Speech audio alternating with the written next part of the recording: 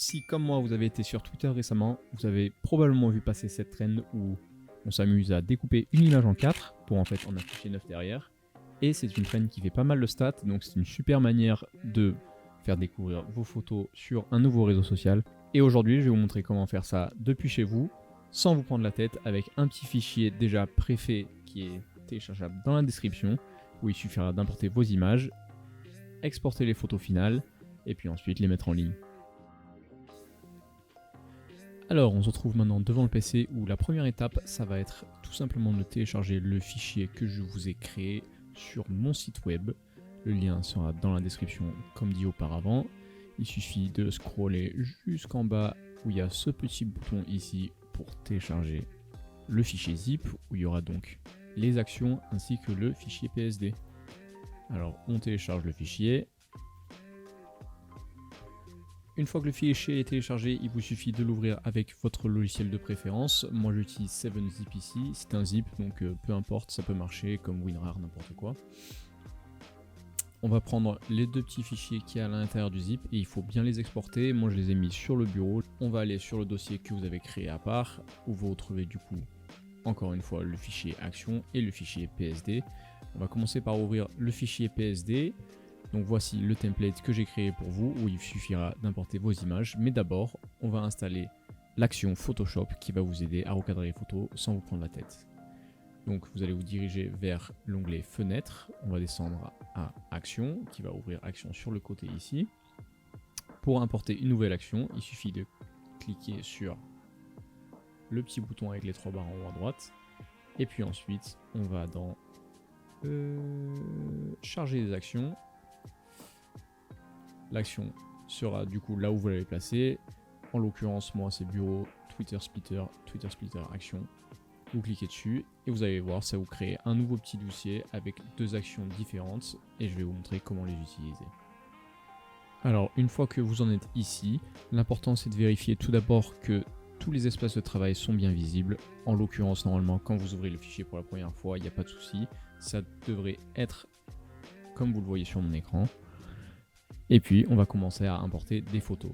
Alors ce qui est très important, c'est de pas du tout bouger tous ces calques, sinon vous allez vous retrouver avec quelque chose qui va être décalé, vous allez trouver des petites marges sur chaque côté des photos et ça va pas être aussi joli que ça pourrait l'être.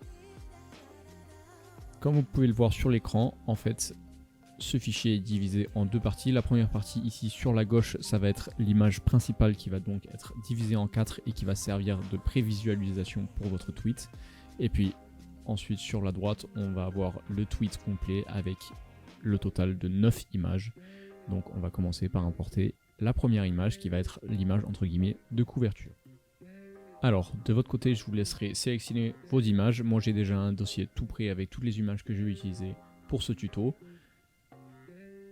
Avant de commencer à importer la première image, on va venir sur la droite ici dans les calques et sélectionner du coup le premier plan de travail dans lequel on va travailler, Twitter Splitter. On clique bien sur le nom, ça va sélectionner le plan de travail entier.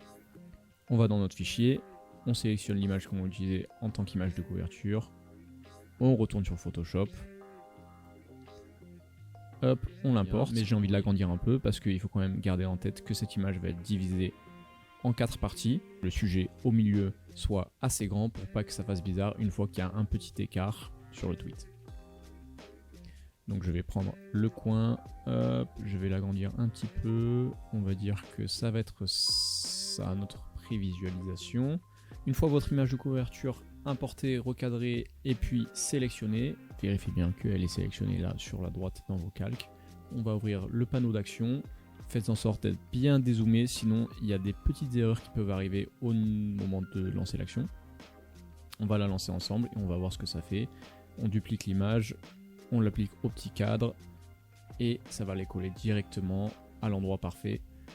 Donc en fait, ce qu'on va voir ici, c'est les 4 images qui vont s'afficher dans notre tweet, qui vont s'assembler et faire une grande image. Et puis quand on clique sur le tweet, évidemment, on va avoir les images en haut et en bas de chaque petit cadre.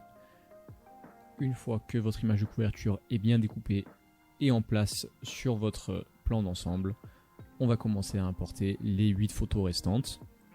La meilleure manière d'importer ces photos, c'est de directement sélectionner le calque que vous voulez viser avec cette photo spécifique. Donc moi, en l'occurrence, je vais commencer en haut à gauche. On retourne ici tac, dans notre dossier avec les photos. Je me dis qu'en haut à gauche, on pourrait bien mettre celle-ci. On la fait glisser. Et vous allez voir qu'elle se met au niveau de l'image de couverture. Donc tout ce qu'il vous suffit de faire, c'est de la remonter. Donc moi j'appuie sur Shift et je glisse avec ma souris pour pas que ça aille de gauche à droite. Alors on va faire un masque d'écrêtage. Donc on va aller dans nos calques. On va prendre l'image toujours qui est sélectionnée. On appuie sur Alt et on va venir glisser juste au-dessus du calque qui est en dessous, qui est du coup le cadre. Hop, on clique dessus. Et là, l'image va être contrainte à ce cadre rouge du coup, du côté gauche. Tout ce qu'il vous suffit de faire maintenant, pour être sûr qu'il n'y ait aucune petite marge qui dépasse de couleur rouge. On agrandit un tout petit peu l'image et comme ça nous permet même de la recadrer un petit peu si on veut. Et tac, alors maintenant je vais accélérer un petit peu le process et je vais faire ça avec les autres images. Alors, une fois que vous avez vos 8 images additionnelles en place, tout ce qu'il vous reste à faire, c'est d'exporter. Évidemment, on peut vérifier une dernière fois qu'il n'y a pas de petites marges bizarres. Vous voyez ici, c'est parfait, ça veut dire que ça va bien s'afficher. Ici, c'est pareil, et même sur les côtés, c'est pareil. Tac, on peut regarder sur les autres. Normalement, tout va bien, on ne devrait pas avoir de soucis. Hop. Parce que je le répète, du coup, si vos images remplissent pas le cadre entier qui est défini auparavant, comme là par exemple, bottom left en bas, à gauche le top du coup en haut, alors vous allez avoir des petites marges de couleur ici qui ressortiront sur votre tweet aussi. Je peux vous montrer un exemple ici par exemple. Tac, si mon image n'était pas bien cadrée, vous allez avoir par exemple une petite marge verte qui ressort et ça fait pas très joli. Hop, ça a l'air tout bon, donc on dézoome, on revient à notre point de départ et puis on rouvre notre panneau action.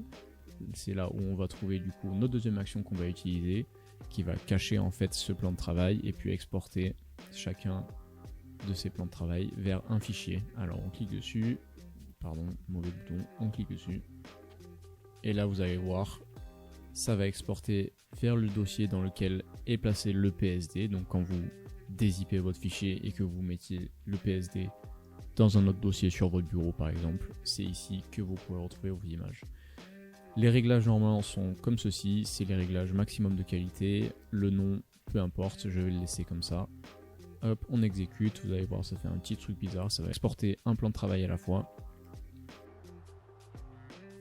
Et hop, ça devrait être tout bon, on a une petite alerte de script qui nous dit que tout a été exporté.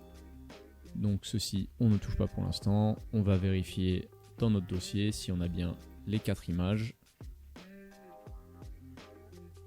Et en effet, on a tout ce qu'il faut, donc on est prêt à poster. Petite précision sur ce fichier-là, le mieux c'est de le fermer sans enregistrer quoi que ce soit. Comme ça, vous risquez pas de bouger un calque ou de casser un truc. Comme vous voyez, les calques sont là et ils sont bien verrouillés. Donc tant qu'on les bouge pas, on peut réutiliser le fichier à l'infini. Mais l'important, c'est de bien le fermer sans rien enregistrer et comme ça vous aurez un template vide de nouveau. Hop, on n'enregistre pas, c'est tout bon, on a nos 4 images. Et donc pour poster, il n'y a rien de plus simple, il vous suffit du coup, hop, tac, d'ouvrir Twitter. Sur Twitter, vous allez créer un nouveau tweet, en gros. On clique sur les petites images qui est là-bas en bas à gauche, on va sur le bureau, on retrouve notre dossier. Voici nos photos, on a tout ce qu'il faut. L'important c'est de les importer dans le bon ordre. Par contre, ici on va avoir d'abord en haut à gauche, ensuite en haut à droite, en bas à gauche et en bas à droite. On va faire un par un. Hop. D'abord en haut à gauche, en haut à droite, en bas à gauche, en bas à droite, et donc vous devrez voir à peu près ça. Pareil, vous pouvez le faire sur le téléphone, tant que vous importez dans le bon ordre, c'est nickel. Là on voit que les marges sont très grosses, mais c'est parce qu'on n'a pas encore publié. Une fois que c'est publié, je vais vous montrer un petit exemple, ça va ressembler à ça. Ici vous pouvez écrire ce que vous voulez sans faute, et tout ce qu'il vous reste à faire, c'est de tweeter votre tweet.